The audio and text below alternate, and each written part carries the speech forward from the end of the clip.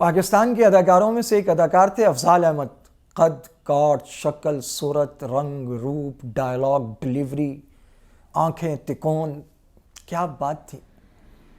اور ابھی چند دن پہلے ایک ہاسپٹل کے بیڈ پر جہاں آلریڈی ایک مریض یا ایک لاش پڑی تھی، اس پر دوسرا وجود ان کا تھا، اور وہاں وہ ایڑیاں رگڑتے ہوئے مر گئے، اور 20 سال سے وہ معذوری کی زندگی گزار رہے تھے. اور تماثیل تھیٹر کا مالک تھا یہ شخص. یہ دھن کے پیچھے، دولت کے پیچھے بھاگنے والے، یہ ڈرامے کرنے والے، آخر کار عاقبت اور انجام یہ ہوتا ہے. اور اس کے مقابلے میں اللہ والے، دین والے، آپ ان کو دیکھیے، اللہ تعالیٰ انہیں کیسی عزت بخشتے ہیں. آپ مولانا سلیم اللہ خان صاحب کو دیکھیے، سرفراز خان صفدر کو دیکھیے، قاری فتح محمد صاحب کو دیکھیے، نابینا تھے اور گود میں اٹھا کے لوگ انہیں لے جاتے تھے.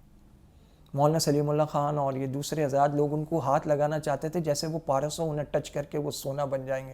اللہ والوں کی عزت وقت کے ساتھ ساتھ بڑھتی چلی جاتی ہے، اور ادھر اداکار کی ڈائلاگ ڈیلیوری میں کمی آتی ہے، شکل میں کمی آتی ہے، قد کاٹ اس کا ماند پڑتا ہے، کمزور پڑتا ہے، اس کی باڈی کمزور پڑتی ہے، اس کی 1-2 فلمیں پٹ جاتی ہیں، اسے کوئی پوچھتا بھی نہیں ہے.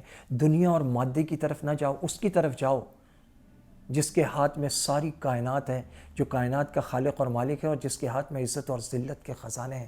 وَتُعِزُّ مَن تَشَاءُ وَتُذِلُّ مَن تَشَاءُ.